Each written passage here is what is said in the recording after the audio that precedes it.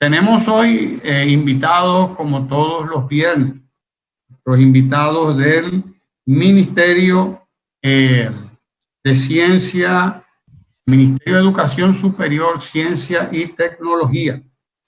Hoy tenemos dos invitados, el doctor César López, aunque aquí veo que dice César Gálvez en la pantalla. Me mandaron César López.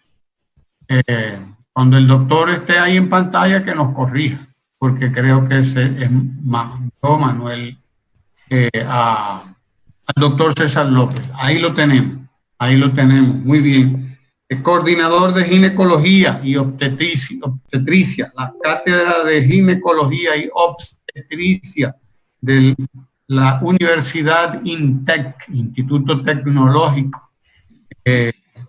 Y creo que tenemos de invitada también a la doctora Reina Hiraldo, que debe estar por ahí, directora general, sí, ahí tenemos a la doctora Reina Hiraldo, directora general de mediaciones tecnopedagógicas de la Universidad UAPA, miembro de la carrera nacional de investigadores en CTI. ¿Eso qué es, doctora? Tecnología de la información y la comunicación, me imagino. Ciencia y tecnología. Ciencia y tecnología del MESCID. Bienvenidos los dos, la doctora Reina y gracias, el doctor César López, con un título interesante que tenemos hoy, las TIC, es decir, las tecnologías de la información y la comunicación y la educación a distancia o virtual, como también le llamamos, ¿no? O, aunque no, es a distancia y virtual. Son dos conceptos diferentes. Bienvenidos ojalá aquí al canal 4 RD. Y bueno, pues démosle paso a las damas primero, doctor. ¿Qué le parece? Cómo no, encantado, un placer. Claro. Bien, buenos días, gracias por la deferencia, ¿verdad? Aquí una dama entre tantos hombres importantes. Claro. Realmente quiero retomar lo que usted dice, Ramón Tejada. La educación virtual es una variante de lo que es, vamos a decir, una submodalidad de la educación a distancia. Las características fundamentales entre una y otra se dan en función a los medios que utilizan. En el ámbito de la educación virtual, nosotros integramos la tecnología de una forma masiva y apoyamos todo lo que es el proceso de formación a través de un adecuado diseño instruccional, pero implica que los alumnos deben tener, y los docentes también, los recursos y medios para poder desempeñarse adecuadamente en esta modalidad.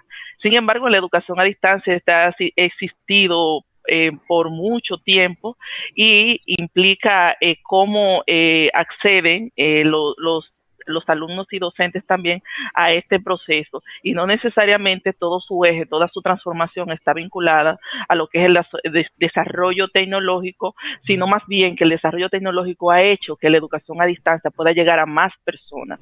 Y es ahí un poco donde se centra la diferencia que muchas veces tendemos a estar discutiendo en escenarios educativos sobre cómo los medios, los recursos han cambiado el proceso de formación. Y bueno, ¿qué les cuento? En el marco del COVID-19 ha quedado muy evidenciado. Hemos tenido que transformar el proceso educativo sin planificación rápida para poder completar el año escolar, el ciclo académico, y sobre todo hemos tenido que llevar las escuelas a nuestras casas. Y yo creo que ahora el ministerio o los ministerios deben estar muy contentos, porque por años se quejaban de que la familia no participaba en el proceso de formación de los hijos. Ahora han tenido que involucrarse todos los actores, y bueno, esto es gracias a la tecnología que ha soportado este proceso. Usted, doctora Hiraldo, es directora general de mediaciones tecnopedagógicas, dice aquí.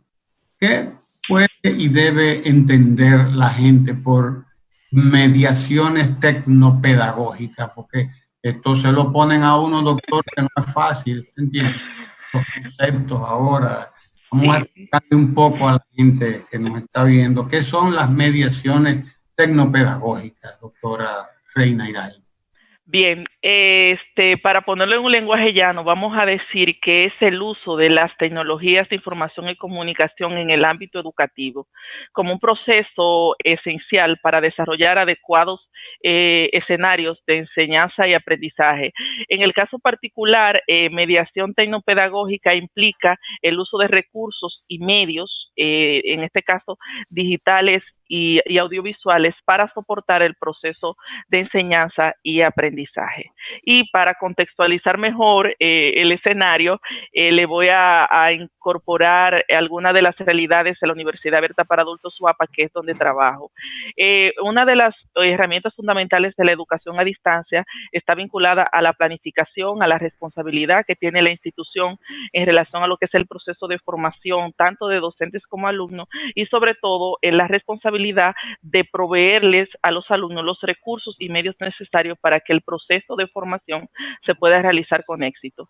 En este caso, la mediación tecnopedagógica implica encargarse de todo el diseño instruccional, de los recursos, vamos a decir libros digitales, videos educativos, recursos de apoyo al proceso docente, plataforma tecnológica y todo lo que tiene que ver con el engranaje de apoyo a la formación e inducción de los docentes y alumnos en el uso de las tecnologías. Así que es un nombre largo, pero abarca muchas cosas. Doctor César López, bienvenido a usted. Tenemos una gama bastante interesante, porque por un lado tenemos una pedagoga, pero por el otro lado tenemos a un doctor en medicina, que es coordinador de ginecología y obstetricia, por cierto, en la Universidad INTEC. Hábleme usted, doctor, de cómo compaginamos todas estas cosas este rollo que nos ha lanzado la doctora Hiraldo, que nos enfrenta a una realidad que claro, actualmente, como dice ella. O sea, esto es sí o sí. Tuvimos que hacer, no hay de otra, un proceso virtual sí o sí. Ya no había que sí, que sí. No, fue que sí o sí, hay que hacerlo. Mira, buenos días primero, gracias por la oportunidad de contar esta historia, porque yo pienso que al final de la pandemia todo el mundo tendrá su historia y cómo ella ha cambiado la realidad para todos, en todos los sentidos. Todos la tenemos ya. Bueno, yo le decía que ayer los estudiantes me preguntaban, doctora, ¿qué usted va? Digo, a contar la historia de nosotros. Entonces, mira, nosotros nos tomó esto en un momento importante porque era fin de un trimestre, estábamos en pleno exámenes. Y de repente, INTEC siempre ha tenido una plataforma virtual muy fuerte.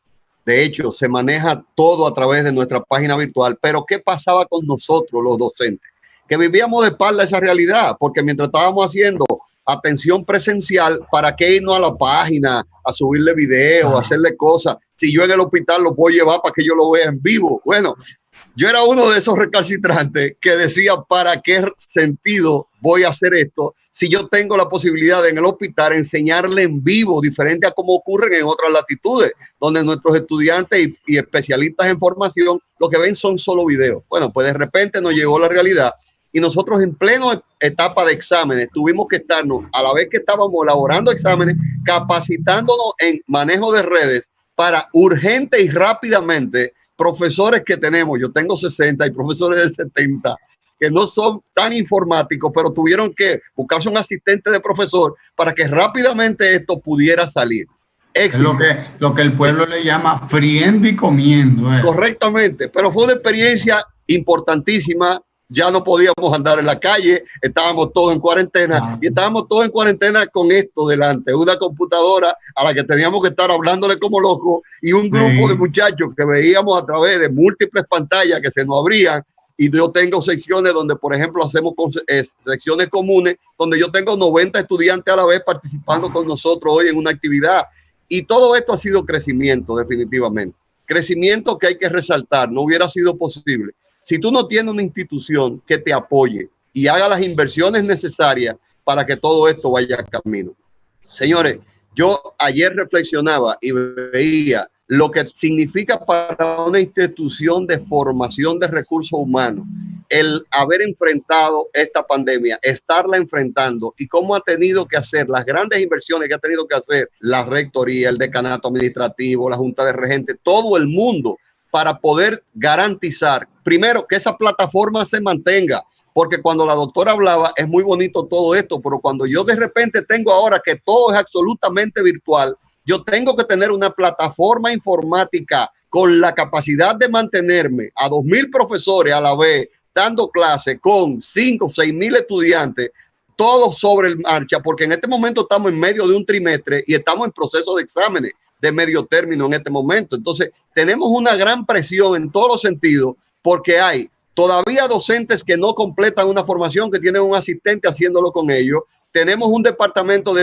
ecología, de formación de recursos humanos, trabajando día a día, dando instrucción y dando capacitación a profesores, alumnos. Óigame, alumnos que todavía usted le tiene la plataforma virtual abierta, pero esta generación es de gente muy rápida y todo lo quiere ahí mismito, que simplemente abrir la página y te aparezca el examen. No, tienes que irte a mi sección, a mi grupo y ahí buscar dónde está el examen. Ah, no, ellos quieren que desde que entren a la página le aparezca el examen. ¡Fua! Aquí estoy yo. No, entonces hemos tenido todos que hacer grandes esfuerzos. Hemos tenido todos que cambiar y hemos tenido que hacer sacrificios personales. Y es verdad, dice la doctora Reina, dice, ahora estamos con la familia, pero la familia mía ahora me protesta. Yo estoy en la casa, pero con una computadora y donde yo hoy le puedo dar testimonio que yo estoy trabajando más que lo que yo trabajaba anteriormente, porque antes yo iba a la universidad 2 horas, daba una clase y me voy. Pero ¿qué pasa en mi caso en particular, que soy coordinador de un ciclo de formación, donde yo tengo 5 grupos de práctica trabajando desde hoy a las 7 de la mañana hasta la 1, donde yo tengo que estar supervisando la tarea de cada docente y de cada estudiante, y son 5 grupos que trabajan 7 a 9, 8 a 10, 9 a 11, 11 a 1, y yo tengo que estar supervisando esos grupos que trabajen, y tienen profesores muy serios, muy capaces, pero ojo, son profesores que daban la práctica con el estudiante en vivo en el hospital y que hoy le están dando a través de una plataforma con recursos que la universidad nos ha proveído, que ha comprado software para nosotros poder estar elaborando práctica con nuestros estudiantes y enseñarle las capacitaciones que tiene que tener para que al final me apruebe una evaluación, porque la evaluación viene como quiera y es como si hubiera visto el paciente. Entonces hoy tenemos que YouTube, que era la plataforma que decíamos, bueno, YouTube, la cantidad de gente que sube cosas en YouTube, pero déjenme darle la experiencia. Nuestra primera formación fue a través de videos de YouTube que habían subido nosotros mismos u otros compañeros haciendo procedimientos, y cogíamos esos videos y nos reíamos nosotros mismos, porque a la hora de yo subir un video para dar una clase, no es lo mismo que para subir un video para tenerlo en las redes. Ese video tiene que estar ahora sometido al rigor científico y a la crítica de los estudiantes que yo estoy formando y de los otros docentes que están conmigo acompañándome. Entonces, ¿qué quiero que quede? Esto es un gran compromiso que nos ha enseñado. Y yo le digo a la gente, óigame, la pandemia debió haber venido antes, no para matar gente, sino para enseñarnos de repente que debimos haber hecho switch y debimos haber empezado a cambiar hacia la tecnología.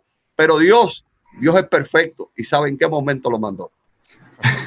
Muy buena, doctor. Sergio Pérez de este lado. He estado escuchando con mucha atención y ciertamente esta necesidad nos llevó al cambio obligatorio. Y los grandes avances científicos y tecnológicos siempre son por la necesidad. Pero me llamó la atención algo a propósito de lo que ustedes planteaban de cómo ahora es desde casa que se hace el seguimiento, en el sentido de que nosotros en la casa también tenemos muchas distracciones. El ser humano por naturaleza, cuando está en la casa, tiene muchas distracciones, y esta nueva metodología implica también un poco competir con esas distracciones que puede tener el estudiante, que pueden ser familiares, que puede ser porque está cuidando al niño, o que puede ser porque tiene más opciones de entretenimiento ahí. ¿Cómo se está lidiando esa parte? Bien, voy a tomarme la palabra, César, sí. Y me voy a tomar la palabra desde la experiencia. Realmente esa ha sido la carga más pesada. En el ámbito de desempeño profesional, en este proceso de pandemia he tenido que dar muchas conferencias, inducciones, y la oficina está en la casa. Y te confieso, Sergio, que no ha habido una en la que mi hijo pequeño no salga a decir hola. sea, en todas, ya yo no encuentro dónde esconderlo. La última vez le dije, digo, siempre me queda la frase, porque cuando no es al inicio, al final, esto es en vivo, ustedes saben que estamos en escenarios diversos y todo este tipo de cosas, pero es una de las situaciones que nos ha llevado a nosotros a tener una visión más macro. César decía algo pero muy importante ahorita. Nosotros estamos trabajando más ahora que cuando lo hacíamos en una modalidad presencial. En el caso de la UAPA, la transición para la UAPA fue sencilla porque está soportada en un modelo que se ajusta a todo esto. O sea, nuestros alumnos no han tenido la particularidad de sentirse ni abandonados, ni el docente perdido por las características propias de nuestro modelo educativo. Sin embargo, como parte de la universidad, hemos tenido que estar apoyando a otras instituciones que están haciendo ese switch, como decía César anteriormente, esa transición, y ahí pues la mejor forma de hacerlo es a través de conferencias, cursos, talleres, ahora mismo los diplomados virtuales, estamos apoyando también a varias instituciones. Pero ¿qué pasa con esto? Cuando tú tienes en plena conferencia un escenario de casa, es muy probable que suene la persona que esté en la cocina con un plato, una cuchara. es muy probable que te suene el teléfono de la casa, aunque uno lo ponga en silencio, pero suena el teléfono de la casa. Entonces, estos escenarios se han convertido en una especie de compartir tu casa. O sea, la tecnología ha llevado el trabajo a la casa, pero la casa ha salido hacia los entornos virtuales y ha salido al mundo. Asimismo, el proceso de formación. Nosotros ahora mismo, lo que tenemos niños pequeños, hemos tenido que estar acompañando el proceso de formación de nuestros hijos. Pero ¿qué dicen los maestros?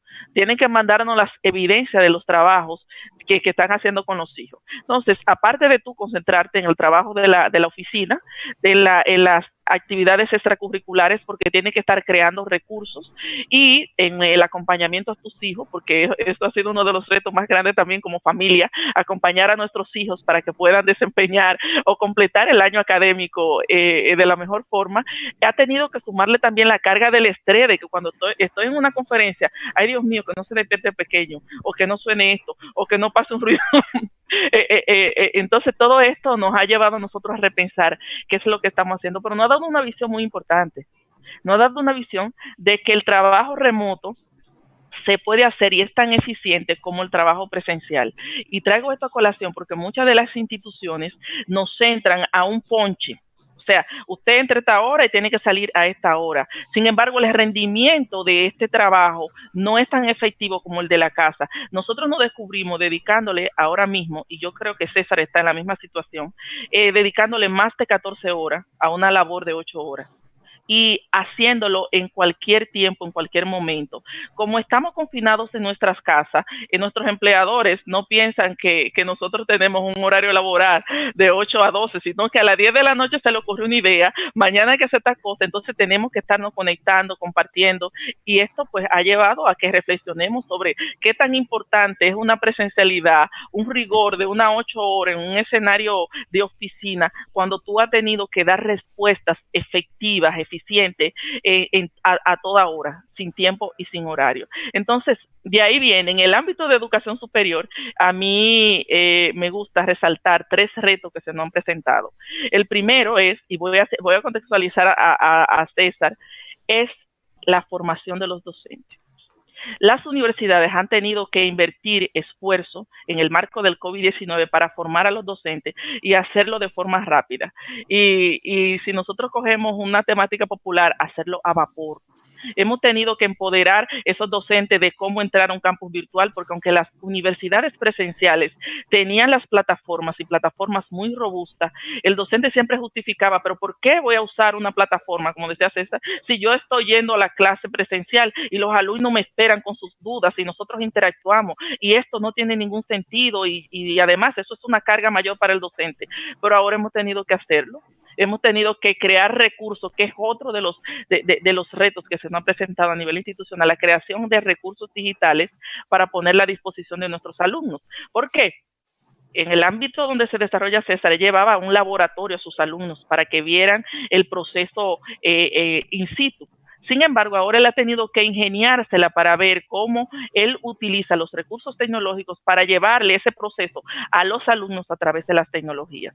Entonces, ahí implica otro reto. El docente ha tenido que aprender a empoderarse de las tecnologías y, sobre todo, aprender por sí solo. Y el papel de las instituciones ahí es muy esencial. ¿Por qué? Porque, como decía César, y lo estoy retomando porque su realidad es la realidad de muchos en el ámbito de educación superior, el papel de las instituciones es esencial porque hay que brindarle el apoyo que el docente necesita ahora. Y esto va a obligar a que muchos docentes dejen el sistema. Muchos docentes que no puedan subirse al tren de las tecnologías, a los cambios de paradigma que se están dando a raíz de lo que es el COVID-19, van a tener que dejar el sistema. Y las instituciones van a tener que reclutar nuevos docentes con visiones más pragmáticas, más abiertas y sobre todo con competencias digitales necesarias. Y bueno, uno de los retos que no se nos puede quedar es la revisión de normativas. Y el cambiar el proceso de que solo se aprende de manera presencial y que hay carreras que en efecto sí tienen un componente muy importante a nivel presencial, que solo hay, usted que coordina docente puede estar seguro de que hay algunos docentes le han dicho, esto no se puede enseñar de la manera virtual.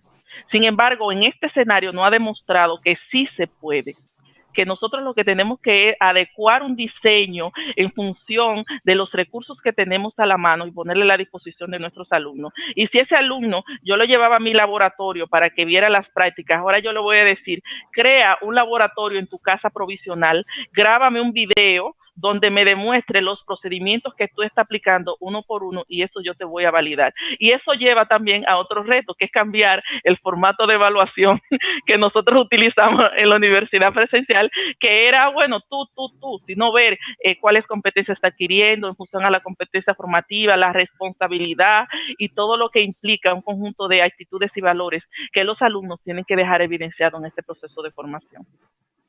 Una de las cosas, perdóname Ramón y Sergio, sí, una de las cosas que más nos ha enseñado este proceso es la elaboración de las rúbricas para evaluar ese docente y para evaluar a ese estudiante, cómo deben ser cambiadas.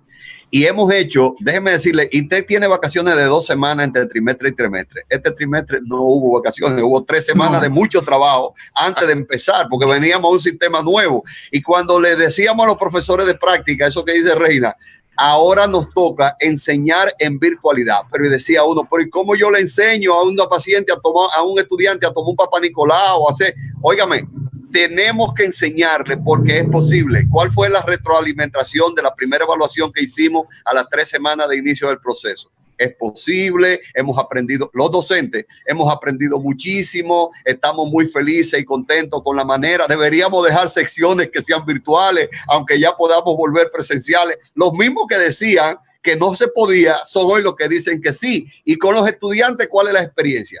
Óigame, yo siempre he creído en la juventud.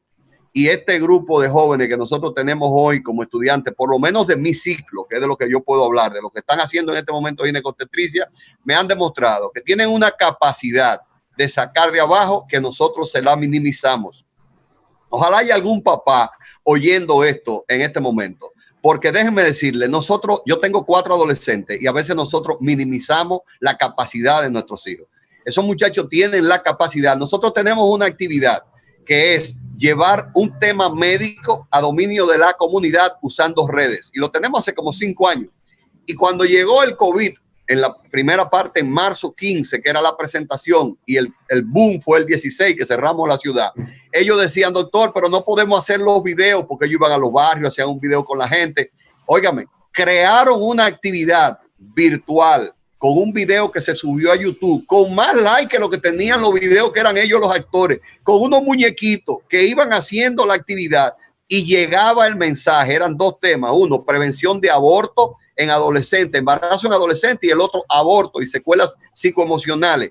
Y con esos muñequitos lograron actividades que con la presencialidad no lo habíamos logrado, tan impactante. Entonces, lo mismo nos está pasando ahora. La formalidad de las clases la cambiamos para este trimestre. El estudiante prepara la clase, el estudiante da la primera hora, son 2 clases de 2. de 2 horas. El estudiante prepara, como decía la doctora Reina, su laboratorio personal y me trae sobre el tema todo lo que investigó, todo lo que es, y me da esa participación. ¿Qué me lleva? A que el estudiante tenga hoy más compromiso y más trabajo. Sí, es parte de tu formación, porque la mía también es darte una mejor calidad de la información. La tuya también para mí debe ser lo mismo. Y yo tengo ahora una rúbrica y cada profesor la tiene porque las actividades ahora se le presentan no a un profesor único, sino a un conjunto de profesores que van evaluando a la vez la actividad de ese grupo de alumnos. Y son enfoques puntuales. Y por ejemplo, el doctor fulano se va a encargar de cuestionar sobre tal temática, sobre teología, o origen de las enfermedades. El otro va a trabajar sobre el diagnóstico y el otro sobre el tratamiento. 3 docentes a la vez. Y tú dices, pero van a explotar los muchachos. No, lo estamos formando en una capacidad que ellos se sienten igualito que si estuvieran en el hospital. Claro, ahora con más tiempo de estar estudiando, de estar haciendo actividades. Decía Reina ahorita un tema que no quiero que se me quede, es el asunto familia. Nosotros le decimos a los estudiantes, quiero cámaras prendidas durante la presentación. Si usted me está presentando, quiero verle la cara, quiero ver el entorno que usted tiene, que apareció un hijo que forma parte, eso es parte de la presentación. Que el muchachito gritó, eso es parte, ese grito iba en ese momento, porque fue lo que aconteció y a eso le sacamos provecho. ¿Qué vimos los otros días? Un niño con una característica de desnutrido, hijo de un estudiante que salió ahí. Le digo, ¿cuándo el pediatra evaluó esa vez ese niño? Ay, doctor, como en enero. ¿Y qué problema tiene él nutricional? ¿Y cómo usted sabe? Pero muchacha, mire ese muchachito lo flaco que está. Y de ahí le conseguimos una consulta. O sea, ayudamos desde todo, viendo el entorno. Tú puedes saber qué tanta crisis tiene la gente. Una cosa que, excúsenme que yo hablo mucho y a veces muy rápido. Pero muy interesante. Una de las cosas que queremos ver, que valoremos, es el esfuerzo del estudiante y de su familia en este momento. Yo decía, le exigimos una cámara, pero ojo, lo primero que le estoy exigiendo es que ese estudiante tenga internet y que el internet sea bueno para que no se le caiga cuando él me está haciendo una presentación con la cámara abierta. Entonces, ¿quién le está dando los recursos a ese padre de familia para que su hijo pueda tener un buen internet? Entonces, son de las cosas que tenemos ahora que revisarnos y vamos a país.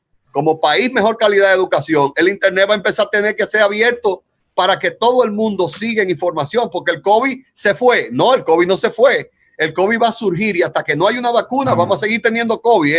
Olvidémonos de que vamos para las aulas y que en un salón yo voy a reunir 40 muchachos. Eso es mentira. Yo voy a ser entonces como universidad detonante de una reactivación de una pandemia. Mucho cuidado, que ustedes son MESID y ustedes son parte de los educadores. Tenemos que tener claro nuestra función. Podemos seguir desde la virtualidad hasta tanto tengamos la seguridad de que esto está prácticamente desaparecido. No queramos ahora estar abriendo universidades para sentar estudiantes que viven abrazados 24 horas. Pues yo no sé lo que es hoy presencialidad. Son estudiantes, son los que más se quieren. Yo le digo, ustedes se quieren. Pueden estarse abrazando tanto. Y en medio de una clase todos los estudiantes están con un abrazadero. En tiempo de COVID, eso ya no va a ser posible. Entonces hay que revalorar todas esas cosas antes de plantearnos un retorno a la normalidad. Me gusta el enfoque que usted acaba de dar, doctor, porque la educación no se da en abstracto. Usted no puede sacar a una persona de su contexto, usted no puede sacar a una persona de su realidad social para enseñarle en un cuarto frío. Eso es imposible, porque el contexto es parte interactiva con el conocimiento. Y sobre todo lo que usted acaba de mencionar de las condiciones sociales que van a tener que variar y que el Estado en un momento va a tener que tomar cartas en el asunto, porque hay servicios que son privados, como ese del Internet, que por este tipo de situaciones van a comenzando a adquirir un carácter de un servicio público esencial al cual toda persona tiene que tener acceso. Correcto, de acuerdo, muy de acuerdo con usted. Hemos tenido reportes y comentarios de jóvenes que han tenido que ir donde un vecino en el apartamento que nunca iba porque el internet del vecino es mejor y simplemente decirle, mire, le vamos a dar final de mes algo para que usted deje que mi hijo se conecte. O sea, hay todo tipo de acuerdo, pero el dominicano se la busca, ¿eh? Y definitivamente la función de nosotros como docentes es exigir, pero tenemos que exigir sobre una base de una realidad. Y es que la realidad que nuestros estudiantes, por ejemplo, yo estoy como profesor de una universidad privada, pero una universidad privada que está abierta a todo el mundo y donde tenemos becarios que no tienen la capacidad de estar en la universidad. Están ahí porque una empresa les paga su estudio y ellos hacen el esfuerzo. Pero ahora Ya no es la universidad que le va a dar el nuevo recurso, que es la informática y que es un buen celular o es una buena computadora para desde su casa estar laborando. Decía una profesora, nosotros usamos la plataforma Zoom y la plataforma Zoom se te cae a los 40 minutos y nosotros tenemos una clase de 2 horas. ¿Qué significa? Que tenemos que hacer 3 conexiones. Y dice una profesora, ay, esto es muy incómodo, lo que decía Reina, cantidad de profesores van a salir automáticamente del sistema, porque es difícil para un profesor que no está formado en la informática engancharse la primera vez en el Zoom. Imagínense usted cuando tenga que engancharse 3 veces para completar una clase. Se le explota el cerebro, señores. Entonces hay que estar claro en que esta es una realidad que va a traer cambio a todos los niveles y sin importar las edades de las poblaciones que estemos recibiendo o dando enseñanza. Ya los trajo, doctor. Ya los trajo. Adaptarse o morir. Sí, señor. Por más que queramos, ya los trajo los cambios. Y ahora lo que vamos a hacer es ir ajustando, porque los cambios están aquí, ciertamente. Les quiero cerrar este espacio de entrevista aquí en Ojalá, y dejándoles una reflexión para que ustedes me den su propia opinión, ¿no? Antes de cerrar. Porque yo leía hace un tiempo a un filósofo surcoreano, Byung-Chul Han, que decía que el peligro de esto, lo estoy poniendo en mis palabras, claro, porque lo que recuerdo es en sí la idea que él quería, que él dejaba en el aire, era el problema de la autoexplotación. Dice, ahora con la virtualidad esta y con la tecnología de la información y la comunicación y todas estas cosas,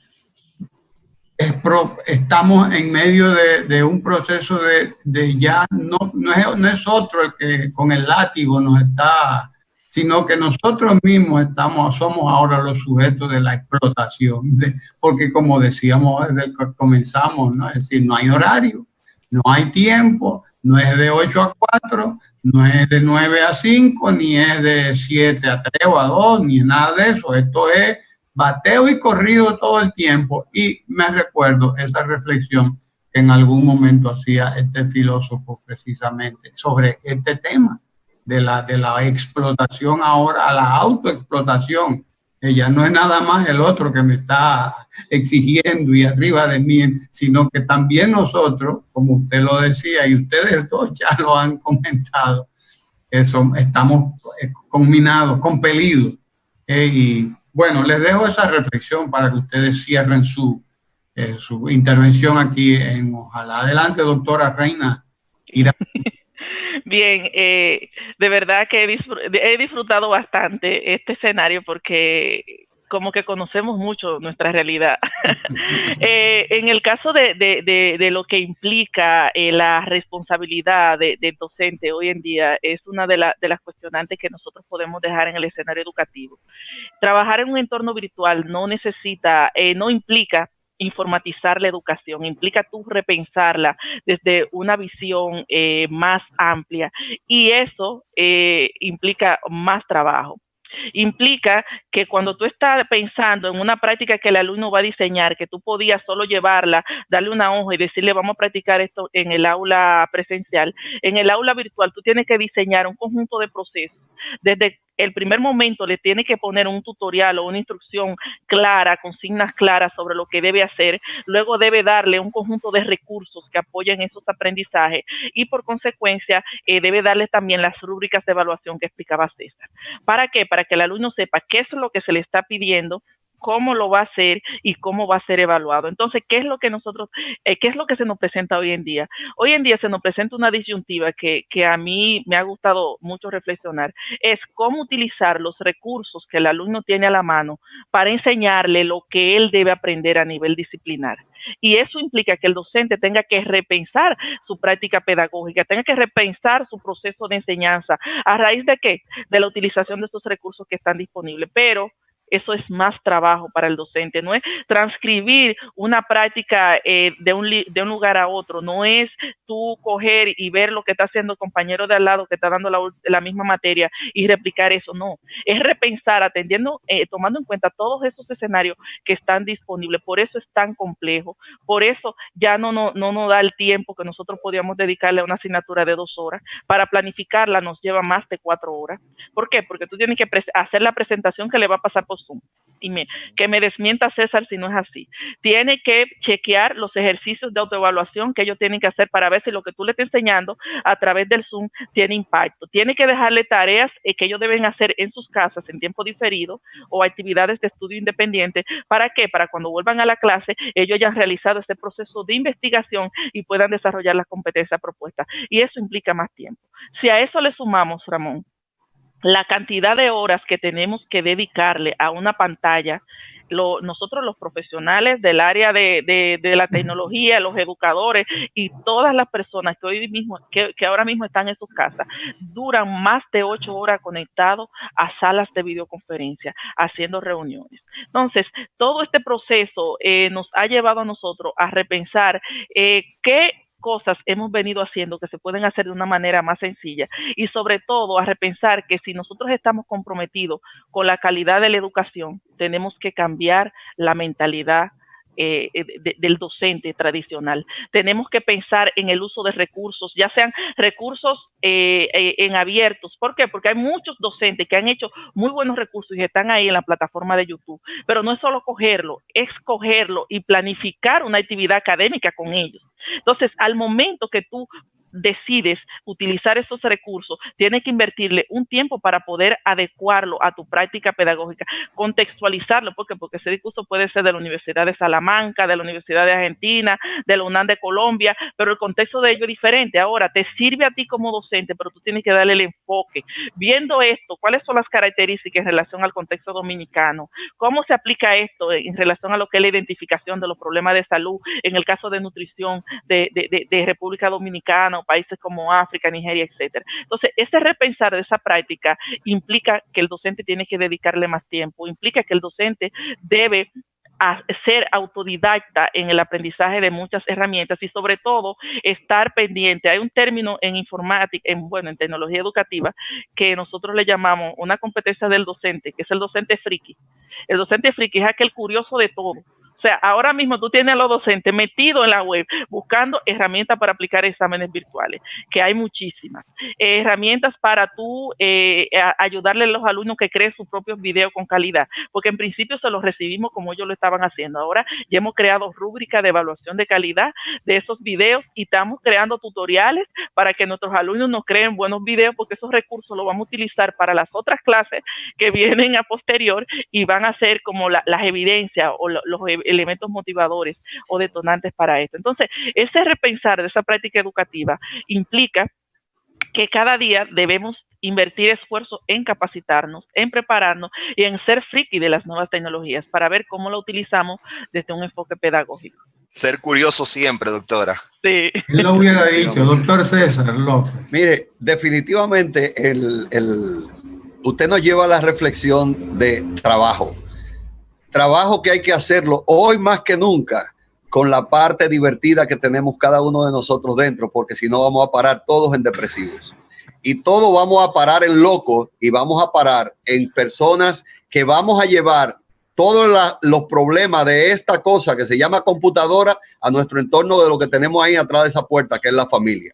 Entonces, tenemos que tener separación de funciones. Y una de las cosas que nos está dando, nosotros tenemos ahora que cerramos el país a las 7 de la noche. Ya tú no puedes visitar a un amigo en las horas tranquilas de tu vida. Tienes que llamarlo por teléfono. Y ahora llamamos por videoconferencia también. Yo tuve el problema de que yo perdí la visión en 2008 por un problema de estrés. Y ahora yo tengo que, yo vengo del médico antes de ayer porque siento que los ojos me están lagrimeando mucho y tuve que cambiar los lentes. Estos son unas lentillas porque los lentes de verdad están en la óptica, que los busco mañana. Pero ya yo aumenté dioptrías para poder ver, pero es la computadora la que me está acabando los ojos. Y ahora vienen los problemas laborales. ¿Cuánta gente de nosotros ya no tenemos ahora dolor en la espalda? Y miren que yo tengo detrás de la espalda, yo tengo un cojín para aguantar el que la espalda no me haga un problema postural ahora y que yo mañana sufra de columna vertebral. Entonces, nosotros tendremos nuevas enfermedades laborales, que tendremos ahora dolores en la columna cervical, dolor en la columna dorsal, que tenemos dolor en las manos, que tenemos engatillamiento de los dedos, porque nuestra manera de trabajar ha cambiado. Nosotros ahora tenemos todo delante de un computador y nuestro cerebro está más grande porque está generando mucho más ideas. Nosotros tenemos ahora que crear de lo que era asiduo en nosotros, tenemos que hacer algo que sea diferente completamente y que sea de impacto. Ojo, no hay manera de cómo yo llegarle a un estudiante de nuestra generación que no sea creando impacto en su cerebro. Hay una cosa que se llama neurociencia que nos dice que si nosotros no creamos presentaciones de impacto o somos impactantes en ello, en nuestra manera de comunicar, esos estudiantes no nos van a entender nada, ¿eh? Y lo otro es que ya tenemos que asimilar que un profesor pararse a dar una charla magistral durante 2 horas no enseñó a nadie. Se enseñó él su mismo ego. Esto cambió. El estudiante hoy tiene que ser participativo y el docente evaluativo y participativo, haciendo correcciones y haciendo suma a lo que ya el estudiante a su nivel te ha manejado. Entonces, la función del docente también ha cambiado. La función del estudiante hoy es más compromisoria con lo que él tiene que hacer él como ente individual para su formación. Entonces, con todo esto, ¿qué tenemos que decir? Tenemos más presiones, pero tenemos una familia que atender, tenemos un personal humano que atender, que somos nosotros mismos, y tenemos un grupo de estudiantes que tienen una vida que nosotros no podemos desgraciársela poniéndole tampoco tareas de más para explotar a esos pobres muchachos y que ahorita sean los psicólogos los que tengan que empezar. Una cosa importante, INTEC empezó apoyo virtual psicológico para sus estudiantes desde la pandemia. Hoy que tenemos estudiantes y profesores que están recibiendo apoyo psicológico del Departamento de Psicología, que no ha parado de cansar, dando apoyo emocional a esa gente. Una de las cosas que viene a continuación de todo esto y que ya estamos empezando a ver son fenómenos de depresión, de angustia, de tensión, de ansiedad, de yo no puedo. ¿Qué yo tengo que decirle como buena noticia hoy? Que sí podemos y que nosotros, como un lema de INTEC, debemos asumir el reto, porque el reto ya nos llegó y lo tenemos de frente. Muchas gracias. Gracias, doctora Reina Giraldo, y gracias, doctor César López, la doctora Reina Giraldo de la UAPA y el doctor César López del INTEC, dos universidades asociadas como todas las universidades al Ministerio de Educación Superior, Ciencia y Tecnología, a quienes tengo que agradecer al MESID el que coordine este encuentro y estos encuentros que estamos haciendo todos los viernes con profesores como ustedes, ¿no? De las universidades, con investigadores, etcétera. Yo mismo tengo aquí a una profesora de la UAS que se ha vuelto una friki también. Impresionante, porque me ha dejado avergonzado de lo poco que yo puedo hacer con un aparatico como esto, y yo la veo haciendo maravillas y poniendo a los estudiantes a producir por ahí. Digo, bueno, esto es grande lo que hay. Adaptarse o morir, ¿eh? Claro, qué bien, como dice el doctor Reinventarse.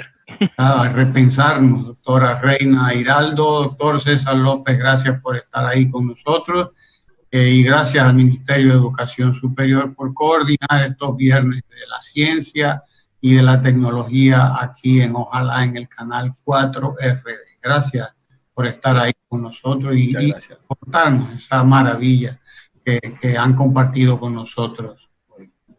Gracias a ustedes por la invitación. Y vamos a la pausa del Café Santo Domingo, invitándolo a que en su casa hagan lo mismo. Santo Domingo. Claro que sí. Gracias. Encantado. Gracias. Igual. La vida nos ha cambiado. Algo sucede en el mundo.